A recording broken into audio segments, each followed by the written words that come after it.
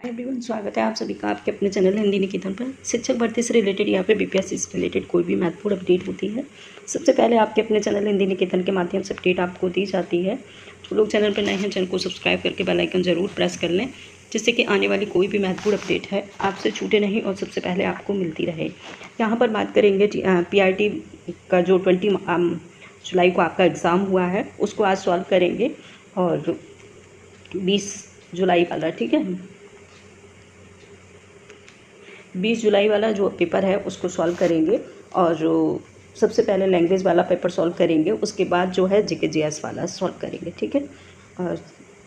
और जिन लोगों ने अपना पेपर दिया है PRT का, अपना स्कोर ज़रूर मेंशन करें, कितने आपके भाषा में आए हैं, यानी भाषाहर्ता में आपने कितना स्कोर किया है, और दूसरा जीके जीएस में आपने कितना स्कोर किया है। प्लीज़ कमेंट के माध्यम से ज़रूर स्कोर बताएं।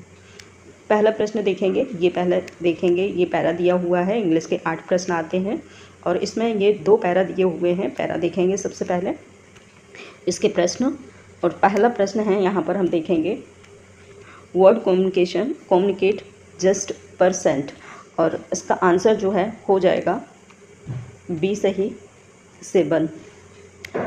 आगे देखेंगे these are some noun from the passage, answer इसका जो होगा वो हो जाएगा ए सही बॉडी पर्सन।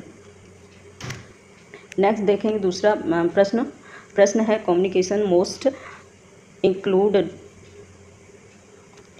और इसका प्रश्न आंसर होगा प्रश्न नंबर 3 का डी सही more than one of the above, answer हो जाएगा डी सही। नेक्स्ट देखेंगे प्रश्न नंबर 4 को। प्रश्न नंबर 4 देखेंगे which are the 2 kind of the communication, answer इसका जो होगा 4 का वो हो जाएगा ए सही वर्बल एंड नॉन वर्बल, ठीक है, आंसर ए सही होगा वर्बल एंड नॉन वर्बल। प्रश्न देखेंगे नेक्स्ट दूसरा, प्रश्न नंबर है 5।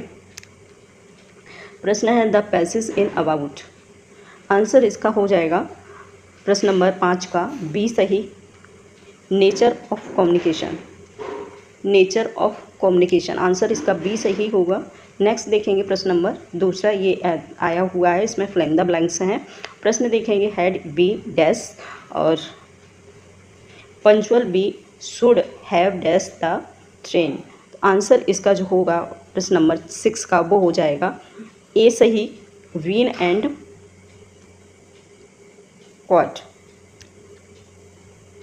आंसर ए सही होगा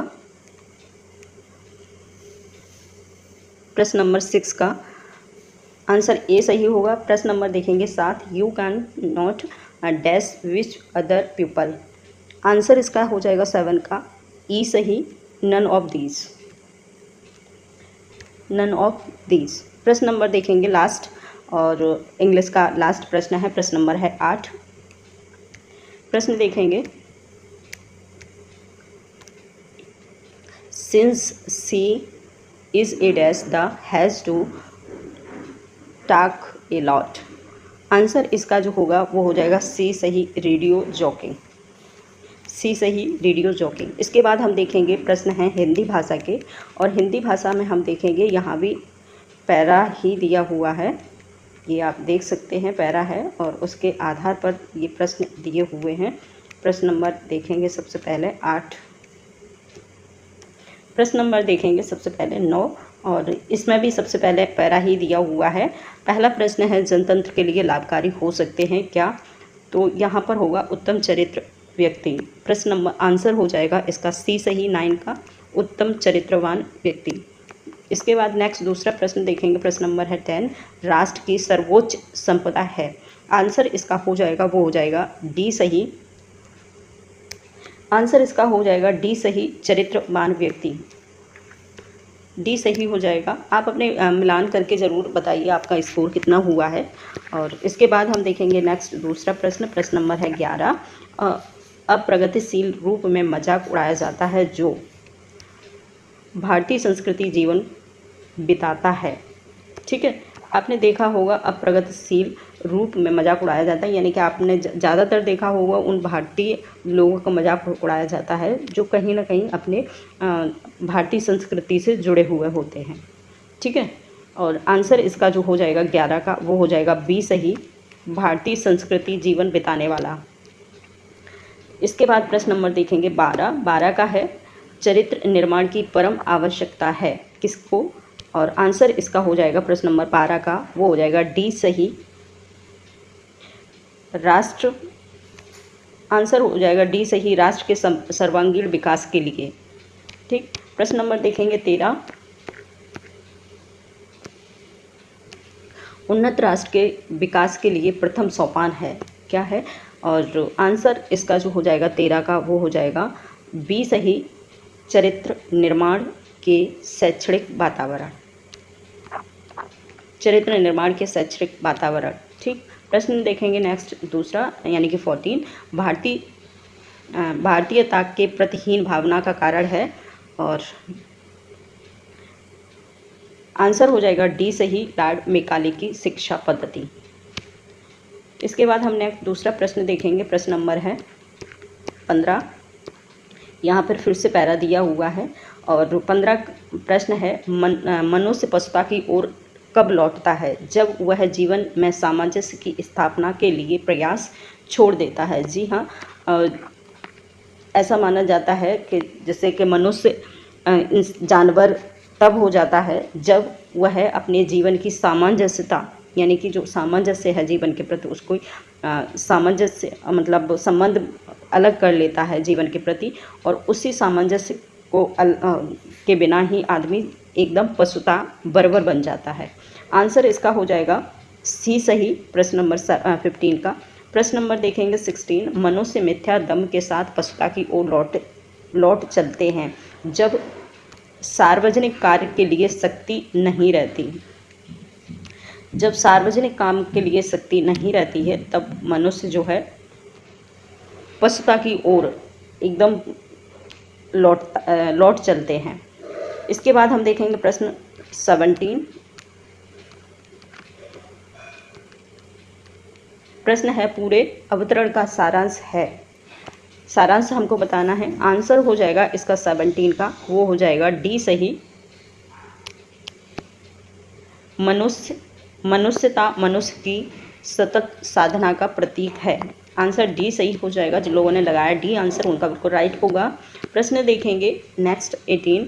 प्रश्न है प्रारंभ में मुद्रित अंश का आशय है क्या है, और आंसर इसका हो जाएगा 18 का ए सही, मनुष्यता मनुष्य की अमूल्य निधि है।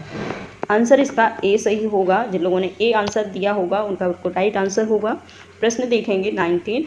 अंतिम वाक्य में जो मुद्रित है लेखक कहना चाहता है, क्या कहना चाहता है? आंसर 19 का हो जाएगा ए सही,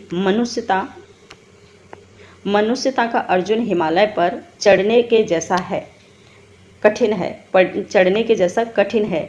यानी कि जो इंसान है, इंसानियत अगर बना के रखता है तो वो साधारण चीज़ नहीं है, वो एक हिमालय की चोटी पर चढ़ने के जैसा कठिन काम है। तो आंसर इसका 19 का हो जाएगा ए सही। प्रश्न देखेंगे 20।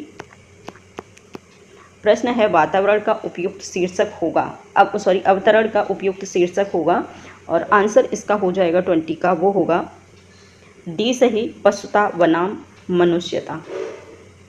इस पूरे जो पैसेज दिया हुआ है उस पूरे पैसेज का जो शीर्षक है वो है पशुता बनाम मनुष्यता। ठीक है, इसके बाद हम देखेंगे प्रश्न नंबर 21। गंगा गए गंगादास, जमुना गए जमुनादास, लोकोक्ति का अर्थ बताना है। तो यहाँ पर दिया हुआ आदर्शवादी, चरित्रहीन, यथार्थवादी या फिर सिद्धांतवादी। तो आंसर जो है 21 का हो जाएगा डी सही, यानी कि सिद्धांतहीन व्यक्ति को ये जो लोकोक्ति है वो बिल्कुल मिलान करती है, और सिद्धांत जिसका कोई अपना वजूद नहीं है, कोई सिद्धांत नहीं है, जैसा कह दिया वैसा करने लगे, उसे ही कहते हैं गंगा गए गंगादास, जमुना गए जमुनादास। इसके बाद प्रश्न होगा 22। अपनाना क्रिया किस सर्वनाम से बनती है?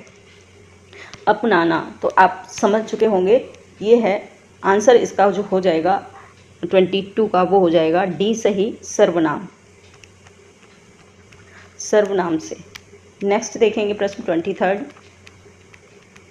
प्रश्न है राग का विवरण है, किसमें है, और ऑप्शन दिए हुए हैं। आंसर हो जाएगा 23 का वो हो जाएगा ए सही, आंसर हो जाएगा ए सही, वत्सर, वत्सर और लुठित और सघोष, अल्पप्राण और व्यंजन। आंसर ए सही हो जाएगा। प्रश्न देखेंगे 24 को, साधारण वाक्य को मिश्रित वाक्य में बदलिए। आंसर हो जाएगा इसका 24 का वो हो जाएगा ए सही, जब मैं सीता की ओर देखता हूँ तब मुझे रीता की याद आती है। आंसर हो जाएगा ए सही। प्रश्न देखेंगे नेक्स्ट दूसरा 25। प्रश्न है प्रत्यय के आधार पर ला किस प्रकार की ध्वनि है।